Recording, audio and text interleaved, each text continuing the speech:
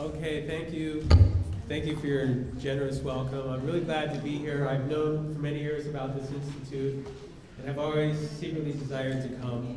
And I really appreciate the invitation from Dr. Melky to have me come.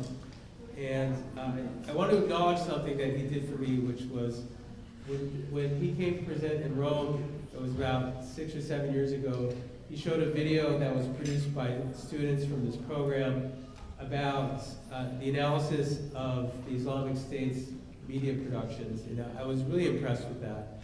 And because of that, I started to do that kind of assignment with my students. So I just wanted to acknowledge that. So thank you very much. I'm Antonio Lopez. I'm originally from Los Angeles, and I teach in Rome. Today I want to talk to you about a topic that is not frequently discussed when we talk about media, when we talk about media literacy. So I want to introduce you to a framework that I've been working on and developing for many years. I'll start with a thought exercise that was developed by Thich Nhat Hanh, who's passed away recently. He's a very important Buddhist teacher. And he would do this exercise with the students, and he would hold up a piece of paper, and he would ask the students to tell him if they could see the clouds in the paper.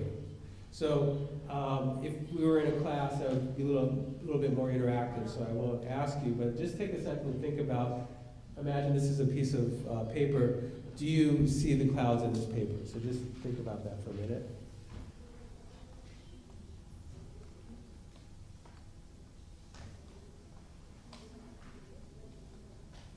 So usually, like, the easy response would be to say, well, clouds are white and the paper is white, so maybe what we see are clouds on the paper.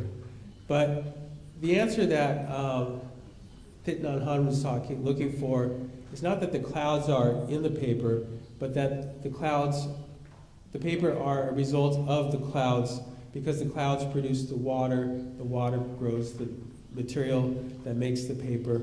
And I'll just quote him directly. He says, "Without a cloud, there will be no rain. Without rain, the trees cannot grow. Without trees, we cannot make paper. The cloud is essential for the paper to exist. If the cloud is not here, the sheet of paper cannot be here either."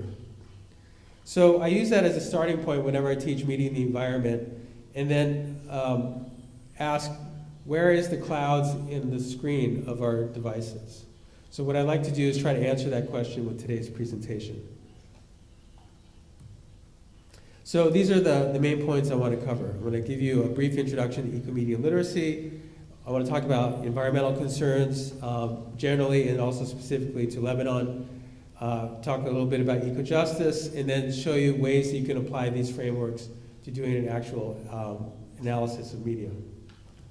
So ecomedia literacy is something that I developed, and the reason being, I started getting into the media literacy movement about 22 years ago, and at that time I was really energized and excited about media literacy. I think everyone who's here probably understands why. It's a very incredible process to analyze and understand the way that media impact us.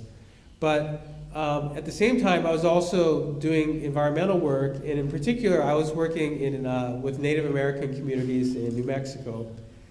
And a lot of the projects I was doing with the Native American students and education program were about water and about environmental issues. And so I had that experience on the one hand, and then I had the media literacy movement that I was involved with.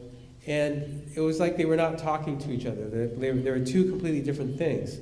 And that really bothered me. And I was trying to figure out, well, why is this going on? Why aren't the media literacy people talking about the environment, and why aren't the environmental people talking about media? So part of the problem was that people who work in environmentalism, in the past at least, had kind of an attitude that media is technology, and technology is bad for the environment, so therefore we should not deal with media. It's something bad, so let's just not deal with it. And I don't agree with that at all. So I was trying to find some kind of middle way. So I went to get my master's at the New School in Media Studies, and then I continued on to do my PhD work in sustainability education. And through my PhD work, I focused all my dissertation research on analyzing this exact problem. Why aren't media literacy people talking about the environment? So I did a big deep dive, and I published a book about that called Greening Media Education, and sort of started to develop this framework. And then more recently I wrote a book called Ecomedia Literacy, Integrating Ecology into Media Education. And this culminates this 20-year process of working out these ideas. And they're always evolving and changing, and they will, of course, I'll be doing more work in this field as we move forward.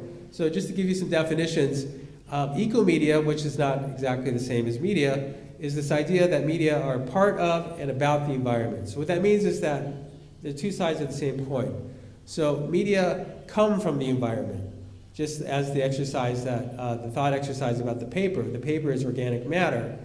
And any media device that you hold in your hand at this very moment started off as some kind of raw natural resource in the environment that had to be extracted, shaped, molded, and turned into what you have in your hand at this point.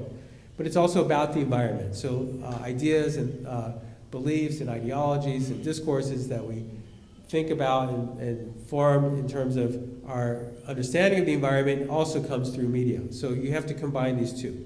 So what I do is take, and ecomedia, by the way, is an emerging discipline over the past 10, 15 years, and there's a whole scholarly movement that is developing this. So I was sort of pulling stuff from that and then doing like a remix, mashup with media literacy. So you take sort of ideas of critical media literacy, which often looks at issues of power, and then combine those with the awareness that's, and scholarship that's coming out of ecomedia studies. So identify sort of 4 different units of analysis. So you could apply this methodology to any one of these. It could be a representational media text. That could be advertisement, greenwashing, news article, film, TV commercial, website, food packaging, or an NFT, which seems to be a popular topic these days. Or it could be a platform, which is a streaming service, a social network, or a media organization. Or it could be a gadget, a phone, a tablet, a TV, a computer. And then finally, a hyperobject, and this is something that is a dispersed phenomenon that you can't necessarily touch it. It could be the data cloud, cryptocurrency, climate disinformation. These would be examples of hyperobjects and hypermedia objects. So you could analyze any one of these types of media using this methodology.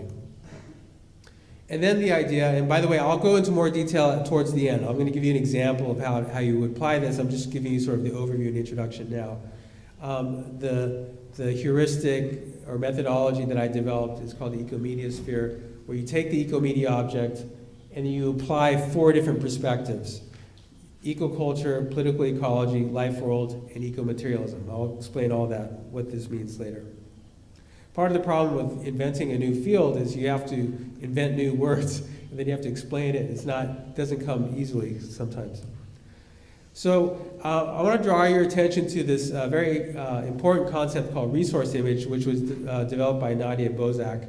And this comes out of the field called eco-cinema. And so she talks about resource image as having 2 characteristics. It's an image as a cultural and political resource, and then an image as an environmental resource.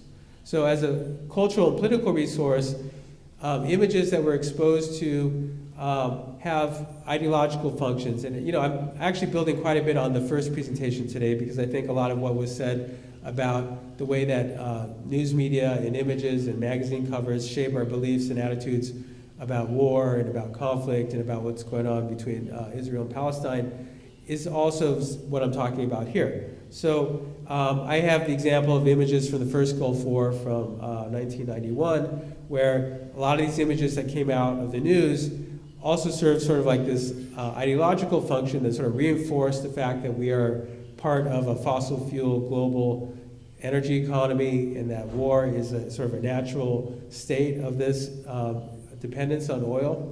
And then the image as an environmental resource is then to think about, in order for us to see those pictures, the pictures that you see on the screen here, how did that get from the camera to the computer screen? So it requires a vast technological infrastructure.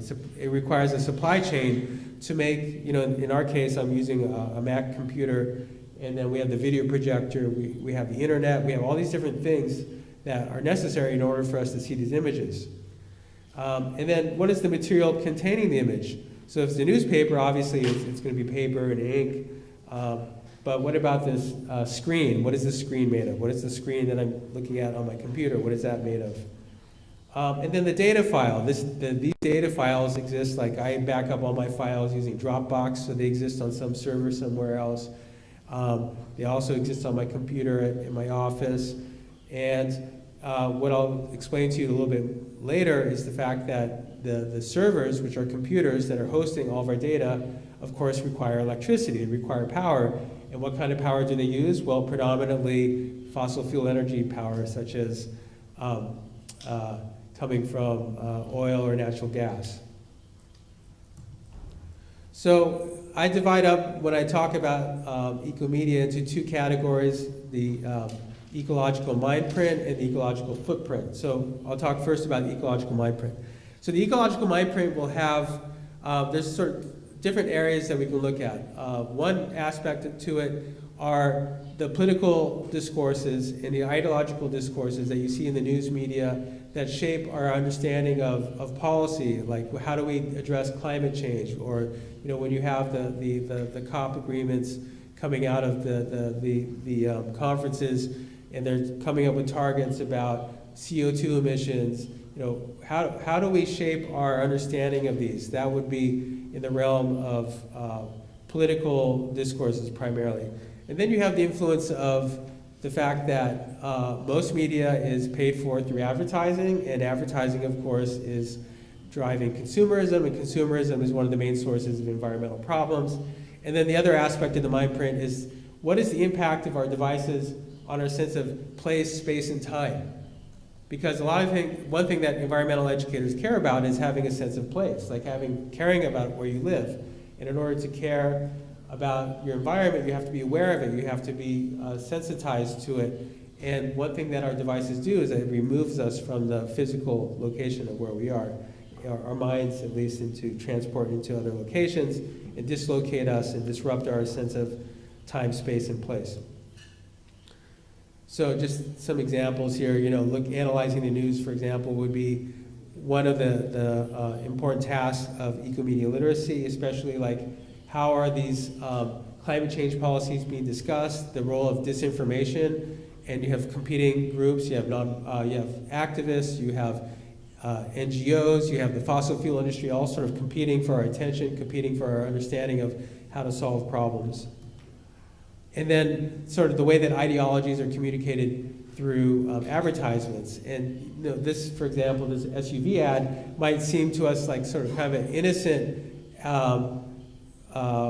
representation of SUV, sports utility vehicle, going out into the wilderness, but it does ideological work. It's performing ideological work. It sort of reinforces certain beliefs and attitudes that emerge, in particular from Western culture.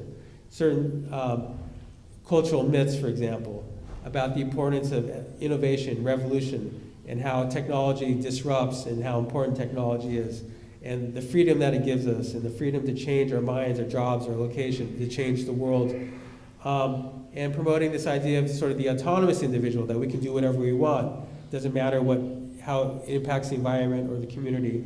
And this idea that nature is a place that we escape to, that is somehow a romantic place that exists beyond, here's civilization and here's nature. We live in civilization, which is not nature, but if you want to go to nature, you need the spaceship that will take you to that place. It's another planet, and you can enjoy it and then come back to your place that's not nature.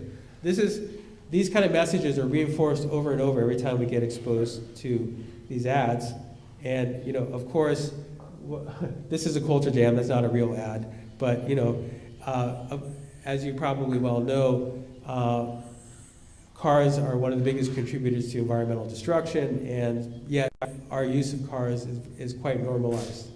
So one of the things that I like to talk about is how media are a kind of environmental education. So let me explain this by talking about regular education. So let's say that you go to school, any regular school, like let's say grade school, public school, private school, it doesn't matter. And And let's say that they don't teach you anything about the environment or the importance of the environment. Now, are they teaching you something? Yes, they're teaching you that it's not important. They're eliminating it as something that's vital to your understanding and to your awareness.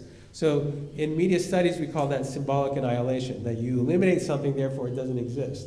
So in many ways, the way that the environment is covered in the media performs that function. Either it's eliminated and to the point that we don't think about what's important, or when we do see the environment represented, it's represented in such a way that's very, what we could say, anthropocentric, that it's there for human needs, human purpose.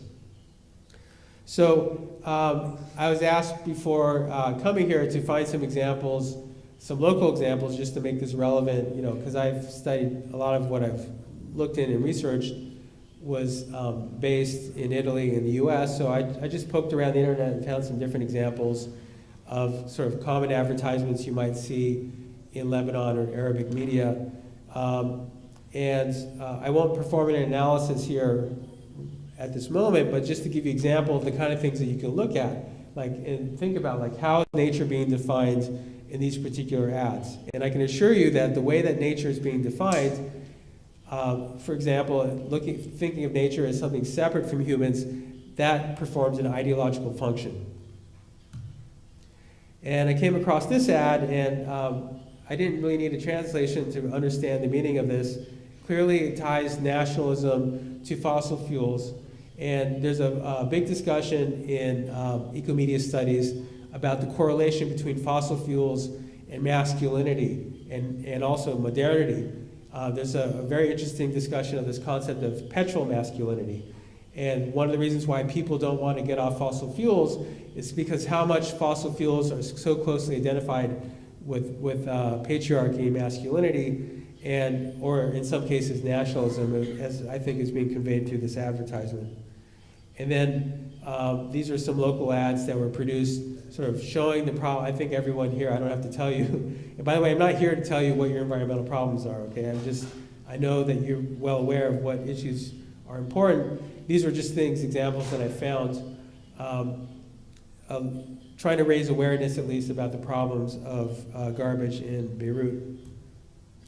But I want to emphasize that I don't have a completely negative opinion about media in the environment, because we need the media to solve our problems, because this is how we can communicate what's going on in the world. And there's many examples of how media played a very important role in creating social change. So, for example, the picture of Earth, which really started the modern environmental movement, that's media, that's a photograph. Or you have popular culture films like Avatar, or as problematic as it is, also has very strong ecological themes. You have the importance of documentaries, and then the use of social media to coordinate protest movements and resistance and social change. So this is all very important. So I don't want to give you the impression that I have a completely negative view of the relationship between media and the environment. So when it comes to the ecological footprint, I'm giving you a very sort of general summary here, and I'm simplifying a little bit, because any one of these points I could go into much more detail, but I would just summarize very generally the problem here. So the image on the upper left is from a campaign that is trying to deal with the problem of conflict minerals, which you may have studied or heard about primarily in Central Africa, where the rare earth minerals that are extracted for our phones are done in conditions that are producing warfare, and maybe you also studied at some point the problem of conflict diamonds. It's very similar. And so at the very source of the primary raw materials that our phones are based on are creating an incredible amount of environmental devastation and war. And then you have the problem of e-waste. You have the problem of labor and exploitation, in particular in China, and the workers that are making our phones. And then the other thing that people don't really think about quite often is the power that's needed to generate the data that we use on a day-to-day basis. I may only use a little bit of power when I plug in my phone to charge it, but all the apps and all the data that I'm using are running continuously in the background on servers all over the world. And most of it's primarily powered by fossil fuels. And then electromagnetic energy, which is actually a kind of a taboo. People don't even want to talk about this because they're terrified to say, well, what if using this causes cancer? You know, that, and if I ask you, does a cell phone cause cancer? And if you don't know the answer, well, that's problematic because we should know the answer, right? And there's a reason why we don't know the answer. It's because the industry has deliberately confused it so that we don't really understand how it's impacting us. And I challenge any one of you to find out what is the electromagnetic frequency radiation of your phones and see if you can, how easy it is to find that information. Good luck. Okay, so I'm going to show you a little video that's sort of an overview of what we've been talking about. And this is based on, so I did a project a few years ago that it was part of a consortium of different presentations and researchers, and they had a competition for people to make animations based on the work that was coming out of this series. And so someone chose my work to do a short animation, and I was really happy with it. So I'm going to show that to you now, because I think it illustrates very nicely what I'm talking about here. So let me change screens.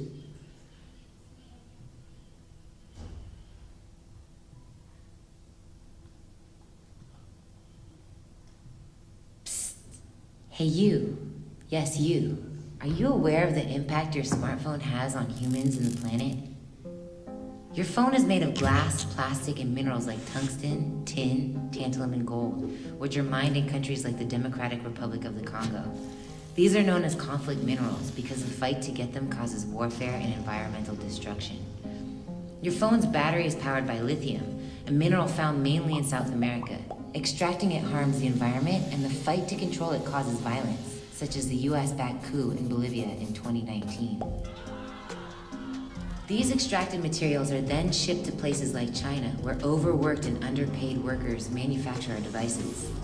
These sweatshop conditions led Foxconn, the world's largest manufacturing company, to install nets on their factory dorms in China to prevent the rise in employee suicide. Before packaging your phone, chemicals are used to remove all traces of human touch and toil. The factories where our gadgets are made pollute the local environment with toxic chemicals and waste. Your phone's data does not actually live up in the clouds, but rather in server farms, which are massive networks of computer servers stored in buildings around the world. These depend on huge amounts of power and water to function, emitting as much carbon dioxide as the airline industry. The EMF radiation that our phones emit has been linked to cancer in humans and has a negative impact on the health and behavior of birds and insects. Your phone is designed to only last 2 to 3 years, after which it either gets thrown out or shipped to countries like Ghana, where people subject themselves to toxic work conditions to extract the precious metals to sell. So what can we do about this? First, we can learn and raise awareness about these issues. We also need to put pressure on lawmakers and companies to ban conflict minerals and produce more ethical products like the Fairphone. Ultimately, we need to move beyond our current linear economic system of take, make, and dispose, and embrace a more sustainable circular economic model of make, use, and recycle. You dig?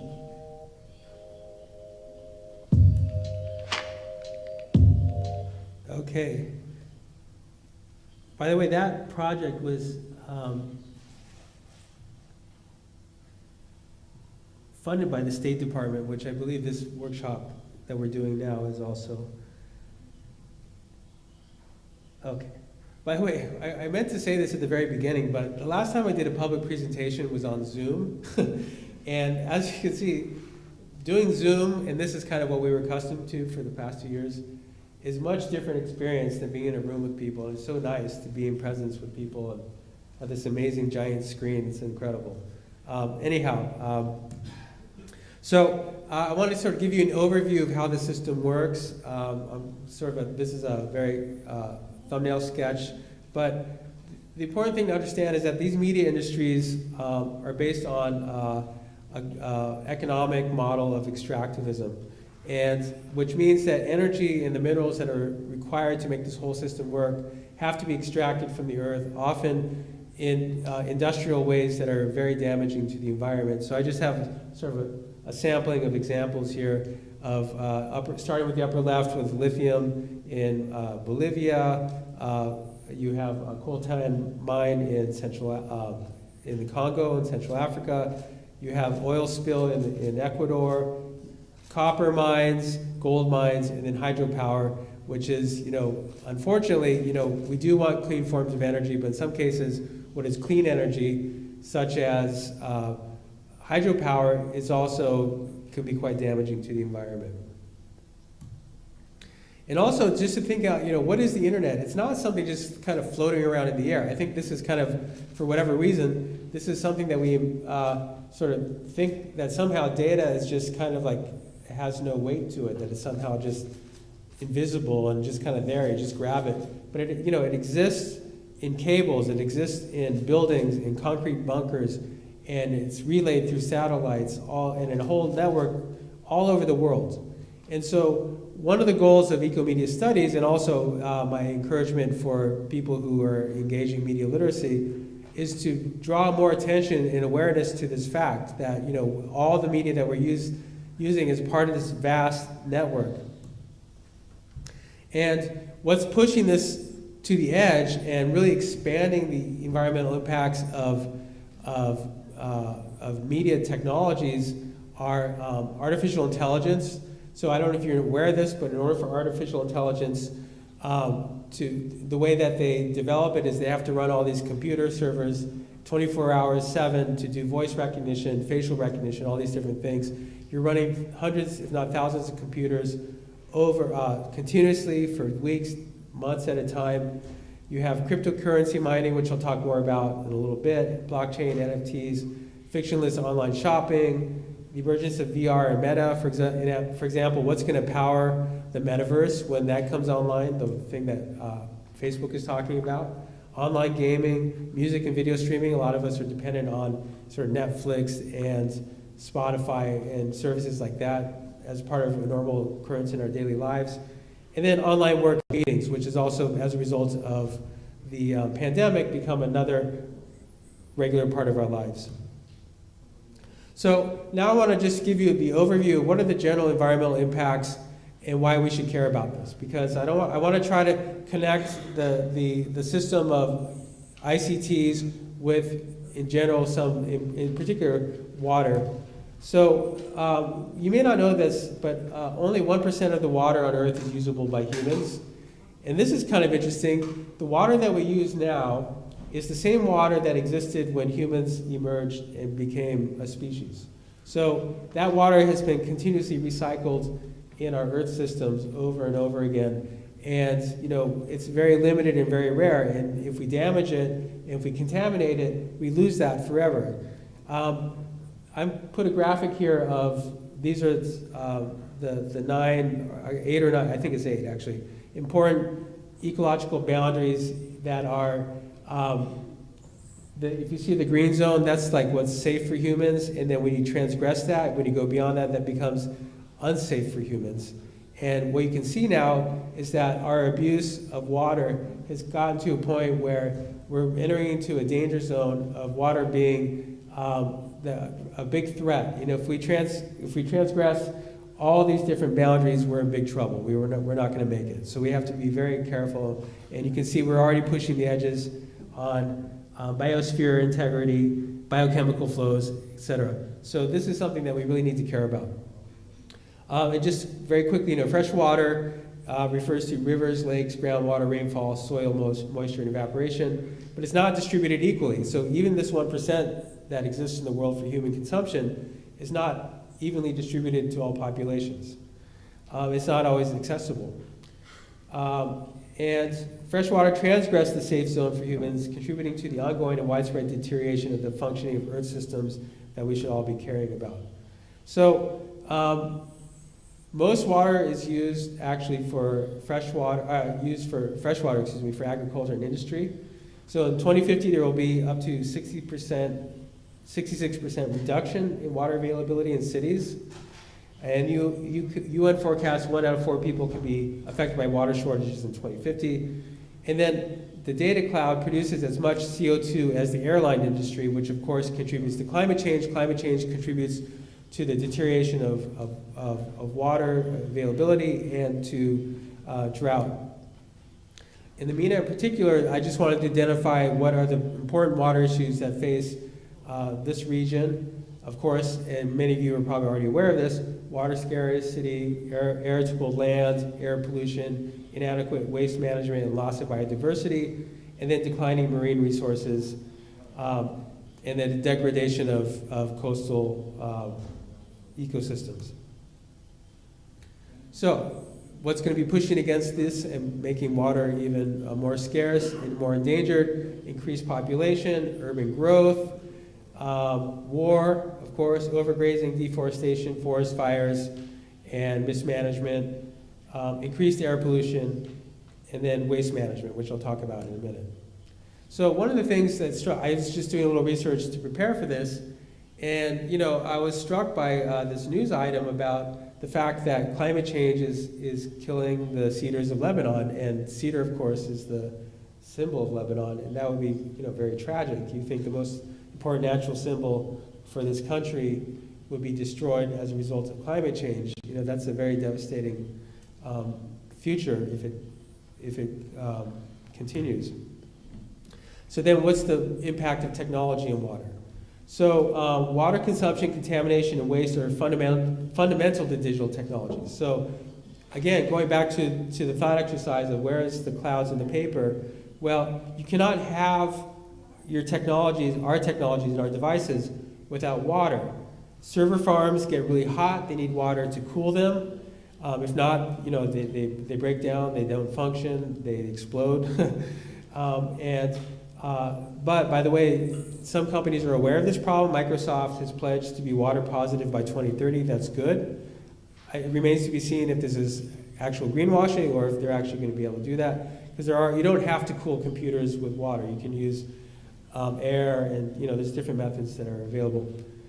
And then, of course, as I mentioned to you, because of the entire global system of ICTs produces all the CO2, that's creating a feedback loop in terms of impacting the environment, impacting the climate. And ironically, in the United States or North America, climate change is going to create flooding and rising seas, which is going to submerge the actual internet infrastructure and destroy it eventually if they don't move it, because it's clear that the seas are going to continue to rise. Okay, technology impacts on water continue. So in China, the manufacturing and recycling degrade local ecosystems and create chronic diseases such as heart disease, respiratory disease, and strokes. Half of China's water is unusable because of pollution at this point. And the mining of rare earth metals also damages water systems, and I'm going to explain that, how that works. So this is an image of a sort of a typical e-waste dump. And what happens is that the rainwater dissolves the chemicals that are just sitting there out in the open. Also, they're burning these things to get the metals, the recycling centers, to get the metals out of the wires and the computers. They melt them down in open pits. They're just raw fumes coming out. You should look out on YouTube for some videos of this. It'll, blow your mind. But these chemicals end up leaching into groundwater and into the water table. So chromium, lead, mercury, iron, zinc, copper, cadmium, these are heavy toxic metals. We don't want them in our systems. Irrigated water and toxic dust also blows off and gets into the crops and gets into the food. And then that gets into the food chain, and then we start to consume these chemicals when we eat the vegetables or the animals that are eating those, and they get concentrated. So you've probably heard about, certain kinds of fish have high levels of toxins. That's because these chemicals eventually make their way into the water table and into the food system. And the last point I want to make is they're now showing that microplastic fibers are in the clouds, quite literally. They're raining. They've documented in the United States, in the mountains, that there's microplastic fibers that are coming from the rain and going straight into the water table. And then now they're finding that it's in the human blood system. Trust me, eat the equivalent of a credit card of microplastic now every month. So it's quite disturbing if you think about it, in terms of total weight. Okay, and then I know that you guys are focused on, you all, excuse me, are focused on gender, so I wanted to just quickly touch on the relationship between gender and environmental problems. In the case of conflict minerals, these conflict zones are, they have a lot of human rights abuses that lead to a lot of sexual violence and slavery, mostly gender-based violence. And then you have the support network that women play in terms of creating the informal and subsidiary economies that support the mining. They do a lot of unpaid labor like carrying dirt, farming, and other services. And they have no employment protections at all, of course. And then, as I mentioned, the environmental contamination on the food. And then women represent 20 to 50% of the mining workforce in the Congo, which is very interesting. But they're disproportionately affected by the violence. So in other words, the violence impacts them more than men.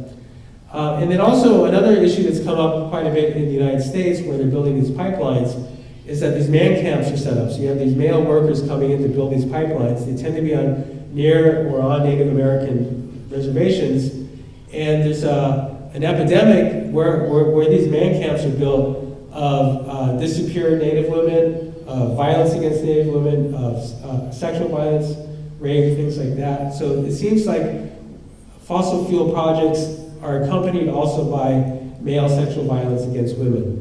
Again, going back to the issue of petromasculinity that I talked about before, which is a very important critique that comes out of ecofeminism. So in terms of the assembly, 85% of the workers that make our phones are women, and almost all are under 25 or under. In terms of e-waste, like in the case of the conflict minerals, women work in the informal sector, and they live close to these e-waste sites, and they're are very much their reproduction and is impacted by these toxins. They can help to impact the health and development of their unborn children. And then climate change in general impacts women more than men because they're disproportionately, we're talking on a global scale here, disproportionately dependent on natural resources, but have less decision making. They're not the ones making the decisions and the policies, but they're more impacted by it. And of course, as a result of climate crisis, we have more scarcity, more drought, more flooding, and these climate impacts always create more stress and then lead to increased domestic violence and forced dispossession and migration. Okay, so I was asked to bring in an example of applying this sort of thinking to a case study in particular that impacts or is relevant to what's going on in Lebanon. And from what I understand, since the economic crisis here, that Bitcoin has become very popular and it's created sort of interesting problems. Now, fact is, Bitcoin is very complex and it's difficult to explain. And I don't want to spend too much time trying to explain how Bitcoin functions, but just suffice to say that in order to generate or to mint Bitcoin, you have to run a lot of computer processes because you have to solve very complex algorithmic puzzles. And in many cases, you have to have large groups of computers running simultaneously 24 hours and continuously just to solve one problem. And so what you may or may not know is that Bitcoin is using as much power as the entire, when I say Bitcoin, I mean in the whole world, as much power as Argentina, or even this, which is kind of interesting fact. Bitcoin uses more power than the total power used by Google, Apple, Facebook, and Microsoft. And it's getting worse. From 2015 to March 2021, Bitcoin energy consumption increased by 62-fold. And they're incentivized to use cheap energy because it costs money, of course, to use energy. And so people are going to use dirty forms of energy, which are cheaper. And only 39% of the energy used for Bitcoin comes from renewables and mostly from hydropower. Now, as I explained, hydropower is not the best energy source. So to fulfill China, in order to fulfill their sustainability goals, but also just to reduce the stress on the power grid, actually kicked out Bitcoin miners from their country because they said this is too much, this is destroying our energy grid. And that created an opportunity to open up Bitcoin mining in many different places. Lebanon was one of those. So Bitcoin also produces 22 to 22.9 million metric tons of CO2 emissions each year. And that's the equivalent of 2.6 to 2.7 billion homes a year. And Bitcoin by itself could push us over the 2.0 target, 2 degree target that we're trying to keep the average climate temperatures below. Now there is a new algorithmic formula that's been developed called proof of stake that's used by Ethereum, which could reduce energy consumption of cryptocurrencies by 99%. So, but that would be a matter of whoever the rulers are of Bitcoin of adopting these new algorithms. So there are solutions to exist. And then just to connect this to water, I put this image here. It's an impressive image. It's from China, actually. But this was a Bitcoin factory that was flooded, and it was an extreme flood as a result of the climate crisis. And all these servers were destroyed. I just wanted you to see an image of how many computers are involved just to process Bitcoin, and to give you a sense of the physicality of the technology being used and the infrastructure being used for Bitcoin. So the impacts include the fresh water needed to cool the mining centers. Miners need the most fastest and efficient computers, so they're incentivized to get rid of older computers if a new model comes out that's faster. So that produces a lot of e-waste. And then as a result, they produce 11.5 kilotons of e-waste each year. So I understand the attractiveness of Bitcoin. So it's a decentralized method of finance that's outside of the formal sector. It creates a sense of ownership. It brings foreign currency. It fills a gap where there's a lack of trust. And then it's promoted through these sort of informal networks on TikTok, WhatsApp, and Telegram.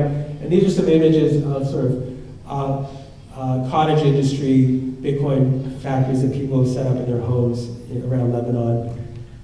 There was this one case study I read about in Jazeen, I don't know if I'm pronouncing that correctly, but they were complaining about the overload of the Bitcoin farmers, or miners, excuse me, on the local electricity. And then in some cases, when to make up for when the grid's not working, they have their own generators which produce fumes, and so apparently there's people are not happy about these. And then these are unregulated industries, and there are some social effects of Bitcoin that are kind of related to, or similar to the problems of gambling and addiction. And then with the fluctuation of the coin, and I know that Bitcoin completely crashed last week, so I imagine that had a big impact on people in Lebanon. But people, as a way out of escaping sort of the economic problems that are existing in the current society, are like selling their cars, quitting their jobs, and investing in this new technology, and they're making a bet that somehow this is going to improve their lives. And this is related to sort of a larger project of modernity, in which we sort of envision the role that technology plays in sort of solving our social problems. This is a term that is often used for this is solutionism, this idea that technological progress is going to fix things. You also hear this when people talk about the climate crisis. All we have to do is find the right technology to get the CO2 out of the atmosphere with carbon capture, and all our problems are resolved. It doesn't address the fundamental structural problems that created the situation in the first place. And this is an infographic I found. So there's been a 30% increase of e-waste in the Arab region from 2010 to 2019. I wish there had been an infographic that sort of showed proportionally, like by country, like you can see Saudi Arabia is the biggest producer of e-waste, but population-wise, it's much less than Egypt. And you can see Lebanon is here. Lebanon produces 50 kilotons of e-waste every year.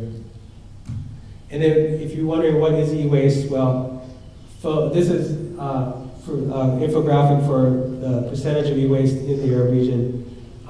phones, the refrigerators represent big appliances, and then 13% for computer monitors, lighting, light bulbs, 2%, 21% washing machines, dishwashers, and then 34% like vacuum cleaners and those kind of things. And then on the right side is an infographic of these are the kind of contaminants that are produced by e-waste, which I already went over.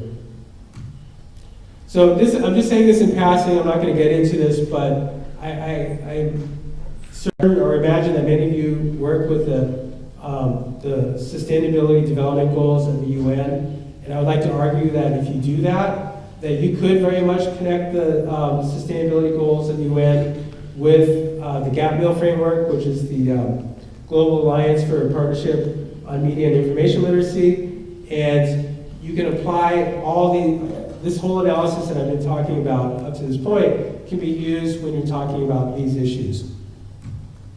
So the aim of ecomedia literacy is to sort of transform our understanding of media from something sort of clean and innocuous and something we fetishize to the actual reality of what our media technologies are doing to the environment. So I want to talk briefly about ecojustice now.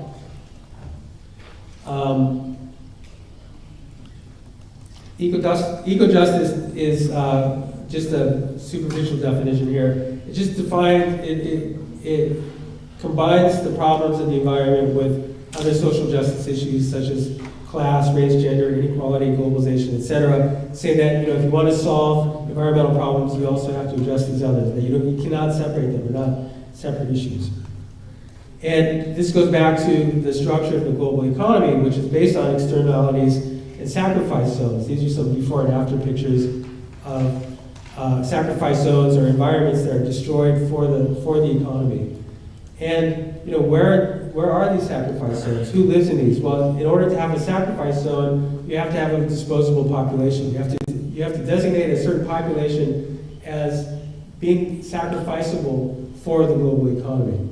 And that's why you have e-waste centers not in Europe, not in North America, but in Ghana, in Pakistan, in India, in China, and so forth.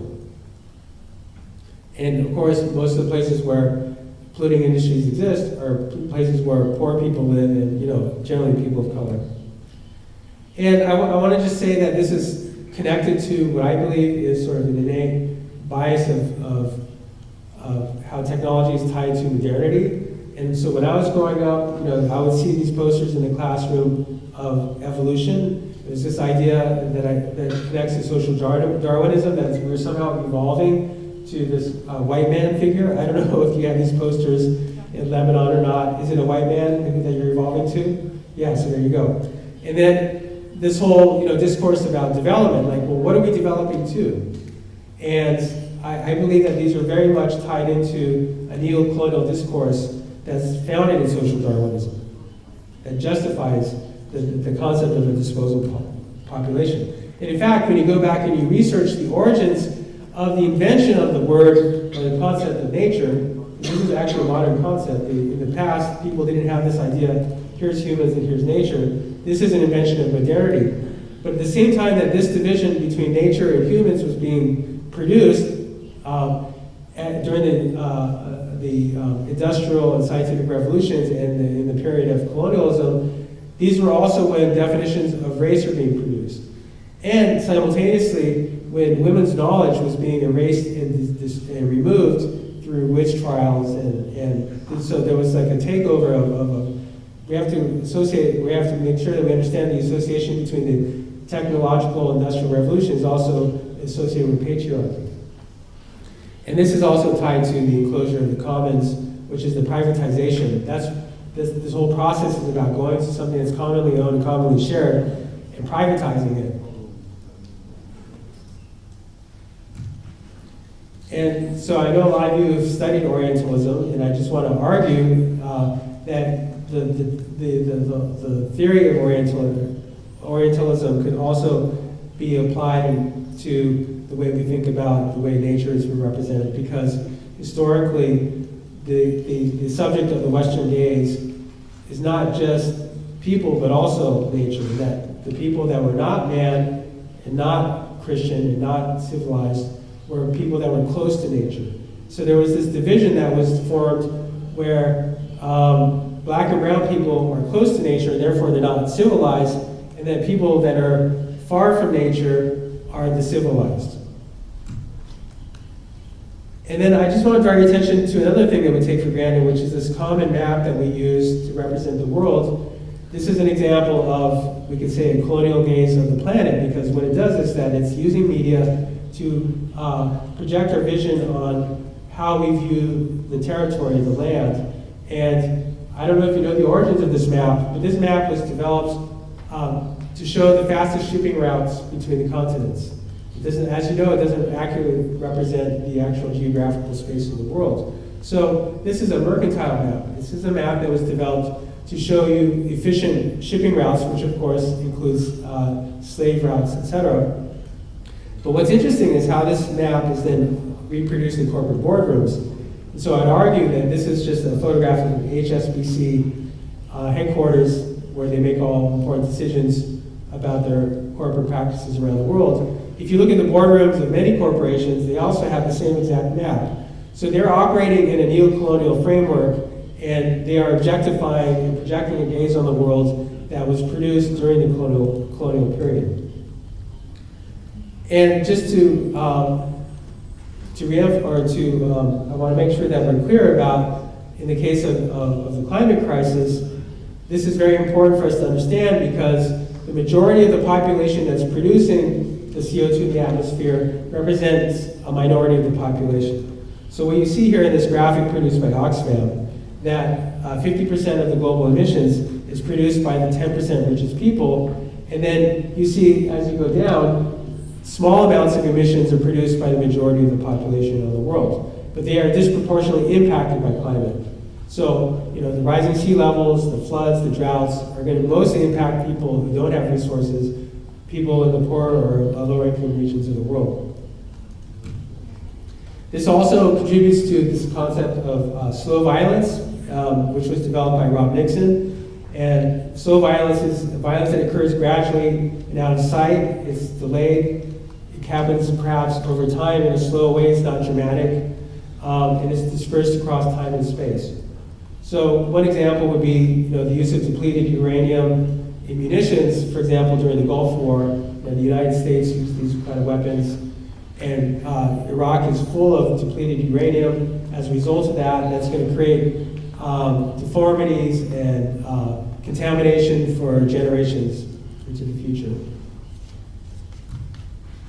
And then the discourse around the Anthropocene is just another, I would say, I'll be blunt, it's a kind of a propaganda, which essentially, so the concept of the Anthropocene is like, we're in the era of the Anthropocene. The environment has been changed because humans have changed the environment. But the way that the Anthropocene is talked about is kind of like, well, this is what humans do.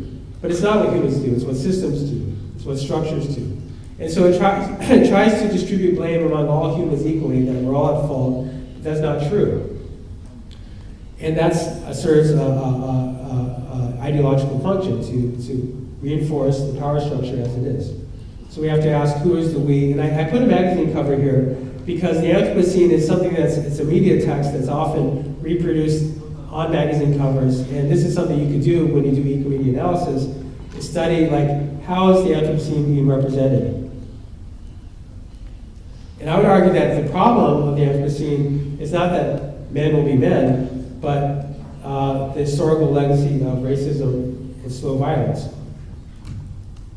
So a key summary of his main points about ecojustice, and then I'll get into the analytical methods of ecomedia literacy. The political ecology of gadgets and ICTs is based on extractivism, sacrifice zones, and disposable people. Racism, and in particular white supremacy, justifies these sacrifice zones. The climate crisis is an ecojustice crisis. The environmental crisis is generalized as a cause by individuals instead of a system through this idea of responsibilization. So I don't know if you know this, but the concept of the ecological footprint was developed by BP, formerly British Petroleum, because they wanted people to blame themselves for the environmental crisis and not blame BP or the fossil fuel industry. Now, this is not to say that we as individuals shouldn't be environmentally responsible. Yes, absolutely, we should. But this is a way of deflecting and placing the blame on individual behavior as opposed to looking at how is the system designed and structured. So I have two methods of analysis that I developed.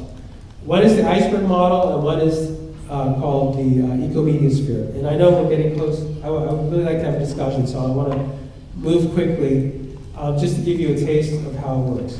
So the Iceberg model is something that comes out of sustainability and ecological systems thinking. And the point, well, actually, I'll explain what it is in a minute, but I want to give you a framework so we understand the language I'm using here. So you have a spectrum of environmental ideology, which on one extreme would be anthropocentric, and then the other would be ecocentric. And then you have a lot of beliefs that sort of fall somewhere in the middle. Like even a lot of environmentalist beliefs like conservationism are sort of somewhere kind of in the middle of these two. But it's important for us to understand what an environmental ideology is, which is, and I'm quoting here an eco-linguist named Aaron Steig. It's a story about how the world was and is and should be in the minds of the members of a group. So we all have a story in our minds of what is the relationship between humans and the environment. That's an environmental ideology. So one of the functions of ecomedia literacy is to uncover that and to find out what particular worldview, what particular knowledge system, what particular environmental ideology is being reproduced and communicated through the media. And this is important because from an anthropocentric perspective, if you say that if you view nature as instrumental, that it's there for human use, that's anthropocentric. Whereas an ecocentric perspective looks at nature or living systems or the environment, whatever the term you want to use, has intrinsic value, that it has value unto itself. And then you have different views of whether it's private property or rights of nature, depending on where you fall on the spectrum. So it's important to be familiar with the differences between the anthropocentric and ecocentric ideological perspectives. Now, I'm not a graphic designer, so I wasn't able to produce a simple graphic, so please don't read all that tiny print there. Let me explain to you how the Iceberg model works. So it's used to help us identify how everything connects and everything relates. It offers the most leverage for change because, see, what happens is that quite often when we deal with environmental problems and also when we look at media literacy, is we look at the surface, at the event. Like, here's the thing, and this thing is problematic.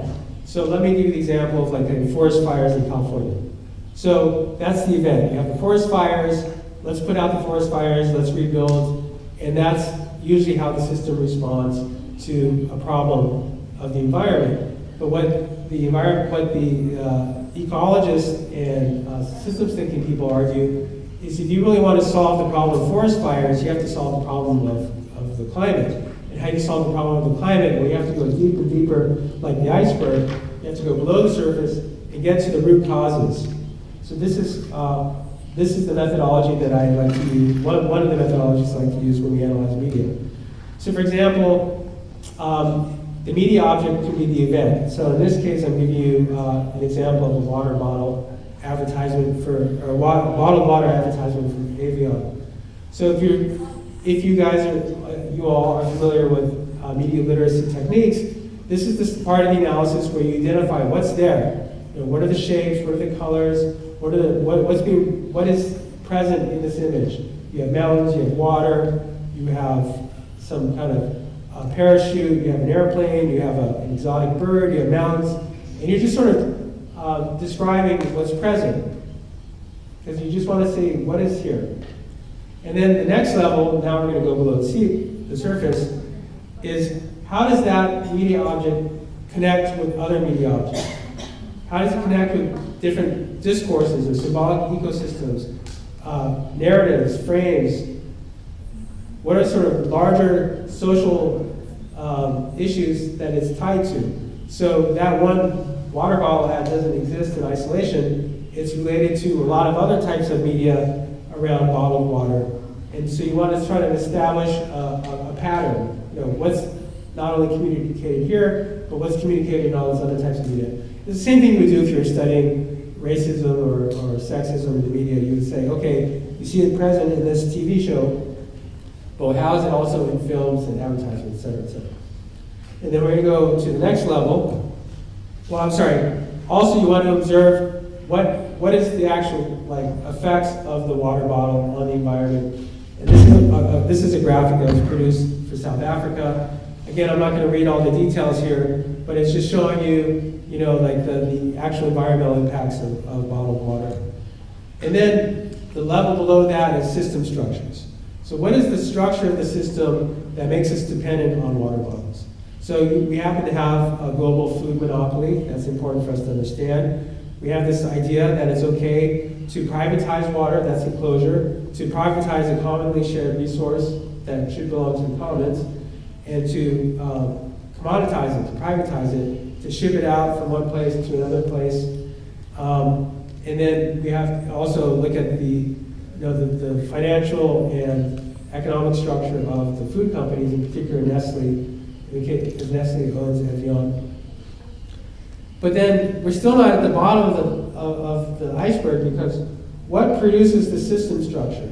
Well, it's a worldview, it's a knowledge system. It's a knowledge system that, frankly, this knowledge system is reproduced in global institutions, in boardrooms, in universities, research, et cetera, but it's what we value.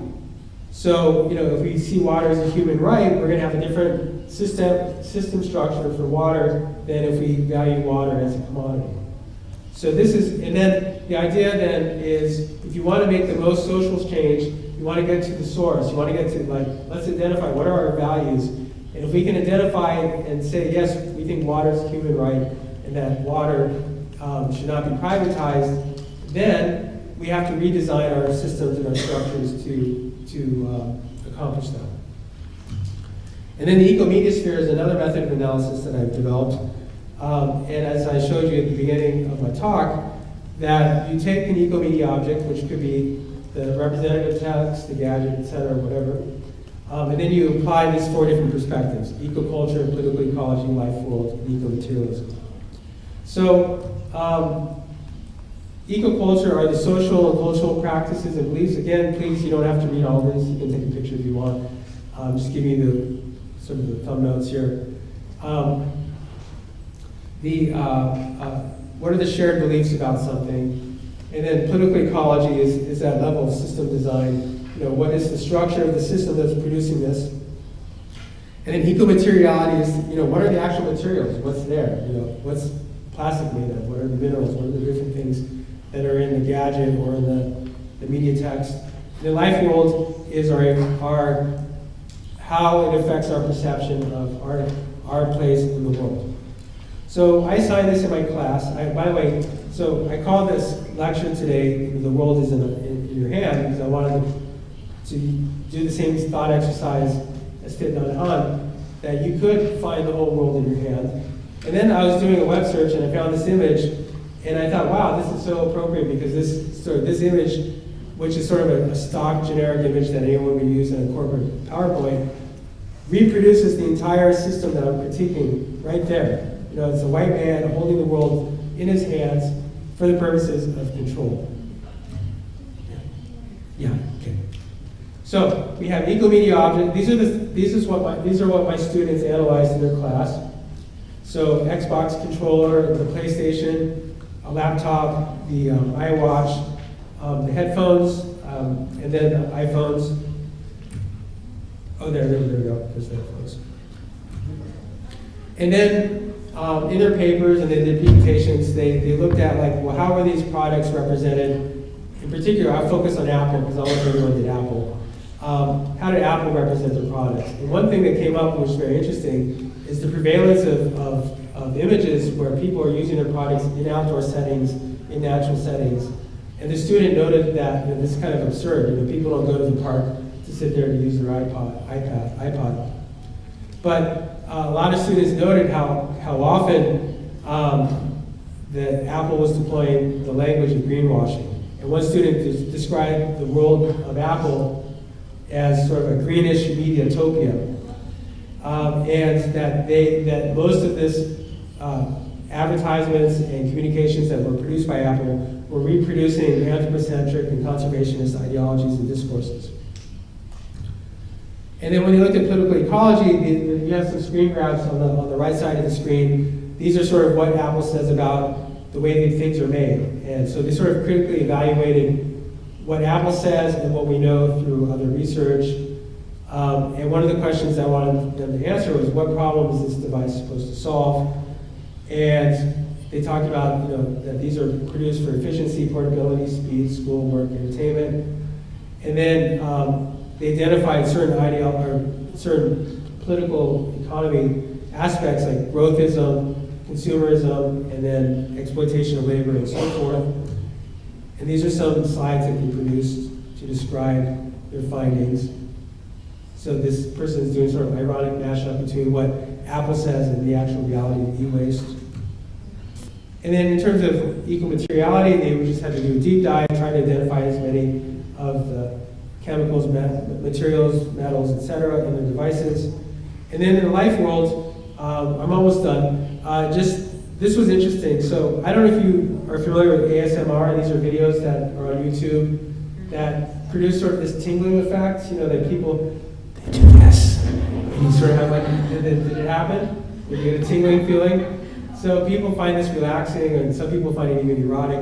What was interesting is that Apple had an ad that was basically an ASMR ad about their climate future. There was a baby, man talking very quietly.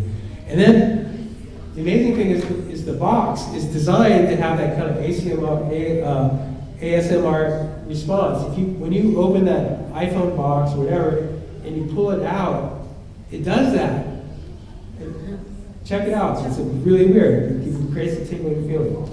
So they talked about how these devices, in terms of their perception of the world, produces the phenomenon of phantom vibrations, where if your phone is not in your pocket, you sort of imagine that it's there. I was surprised by how many negative comments they made, using words like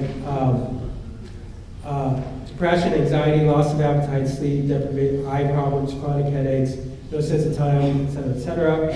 So they advocated as a solution to unplug, spend more time outdoors. So this is just a few quotes from papers, and then I'll be finished. My iPhone and its constituents had a long and tumultuous journey before it came into my possession. From Africa to Asia, from mines to factories, from the hands of many to my hands, my pockets, and my nightstand in Europe. And from another paper, when you look at your iPhone, what do you see? A black screen, perhaps with a few cracks in it from the last time you dropped it, a little camera, and a case that reflects your style. It is a little box that connects you. It is a little box that connects you to the entire world. But look closer, much closer. Try to engage all the senses. Can you hear the waves, the gunshots? Can you taste the chemicals? Can you smell the toxic plastic smoke? Can you see the bodies plummeting into the nets? If not, try not to feel too bad. The companies that create these devices go to great lengths to ensure that you, the user, are oblivious to all that truly goes into that little box that may very well be sitting next to you or in your pocket at this very moment. So in conclusion, we all have a little bit of Africa, China, and South America in our pockets. The microplastic clouds, the technology is literally in the clouds. I asked you to find the clouds in the screen. Well, the technology is in the clouds, and it's entering into our blood system and into our bodies and into our food. We want to ask as media literacy people who benefits, who's exploited, and then what can media literacy educators do to address this. And last but not least, I'll just show you something. I'm working on a website for educators, and it's called ecomedialiteracy.org, and this is just beta, it's in development, but people can develop lesson plans. I'm trying to collaborate with people all over the world to add resources. If you're doing research, I've added, just keep building tons of research resources for people to do this kind of work in their classes. So I'll stop there. I'm sorry I went a little bit longer than I wanted. I would like to at least have some comments or questions, especially if anyone wants to comment on the environmental issues related to your region. Okay, thank you very much.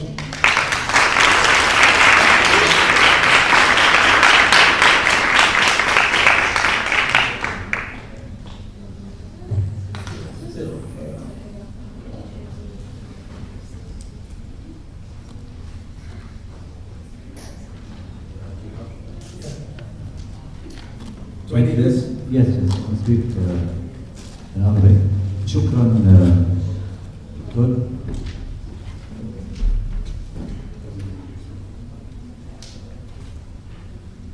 Is it okay? كنت أرغب لو أنك تحدثت عن بعض التشريعات والأنظمة التي من الممكن أن تحكم عملية تخلص من النفايات أو تصديرها، لا سيما بأنه كثير من الدول لا سيما المتقدمة والدول العملاقة التي هي أصلا مصدر هذه النفايات تقوم بتصدير هذه النفايات إلى العالم النامي ودول العالم الثالث تحت ذريعة أجهزة مستعملة. وبحقيقة الأمر تتنصل من مسؤولياتها في معالجة هذه النفايات. إذا من الممكن لو تعطينا بعض الإيضاح عن هذا الموضوع. شكرا. Okay, so it's a difficult problem to solve. It's what they call a wicked problem. And there's different things. So you can have laws, which are called take-back laws, which require, if a company makes it, they have to take it back. So you put the so they would design their products differently if they knew they had to take it back. That's one thing you could do. You have to have global enforceable rules that stop this kind of behavior. That has to be done on an international level. You also need national laws, and in the case of like France, for example, they created a law that all devices have to be guaranteed for 3 years, so that reduces e-waste, and that the maker has to take it back. So that's one example of a rule, but there's many different ways to approach it. I'm sorry I don't have a menu, but this is definitely worth researching. Thank you for the question, by the way.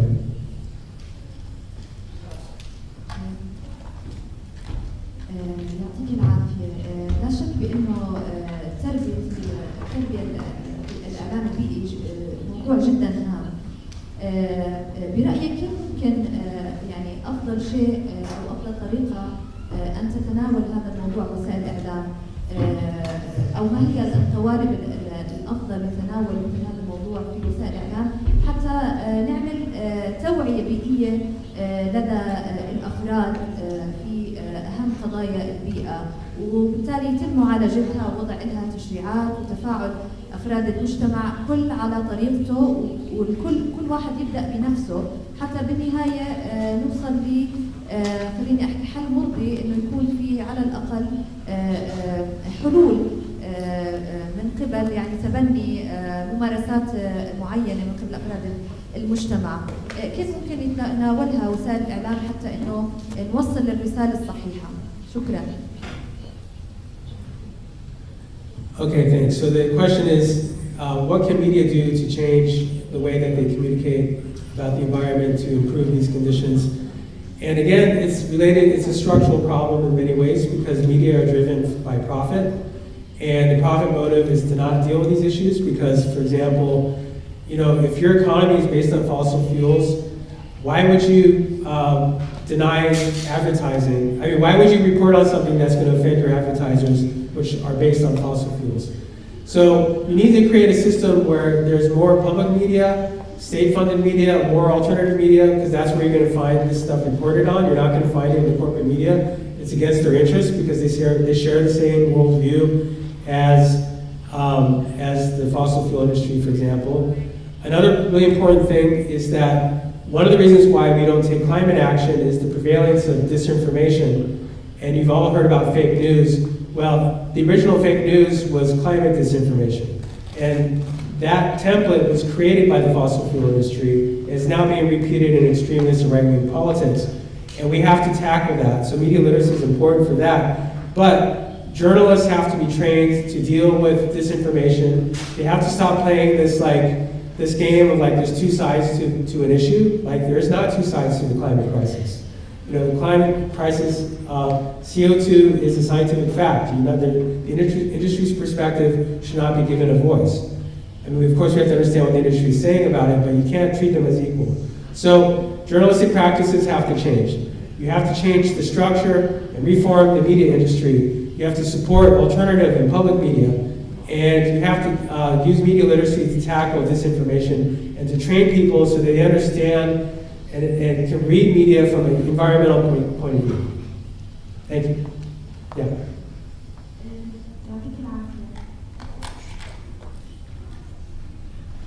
Hello. يعطيك العافية.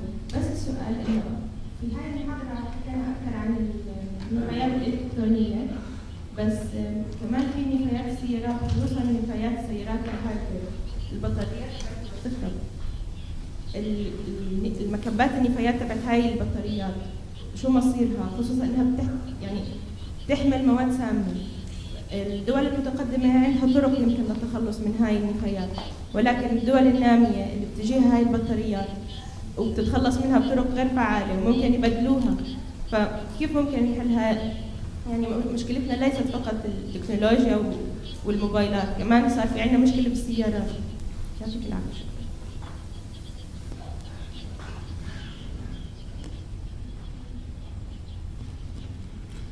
Yeah, absolutely. The next e-waste catastrophe is going to be from electrical vehicles. I had mentioned to you lithium and cobalt. Those are both essential ingredients for electric vehicles. We can't sell electric vehicles as a solution to the climate if we're going to reproduce the same colonial system that is causing the climate crisis to begin with. So we're just creating a new kind of extractive economy, a new form of e-waste, and we just can't keep behaving like this. We have to change. We have to create laws. Of course, there has to be very strict recycling. I don't have all the solutions available to you, but I do acknowledge that electric vehicles are the next big problem. And this is going to be actually a very good topic for ecomedia literacy, because electric vehicles are being sold. I know this may not be true here, but in the US it's sold as an environmental solution. But I know that Perla was sharing examples with me of the way electric vehicles are being advertised as sort of an economic solution, something cheaper. But again, keep going back to the problem, it's structural, so we have to have big structural changes to solve these problems.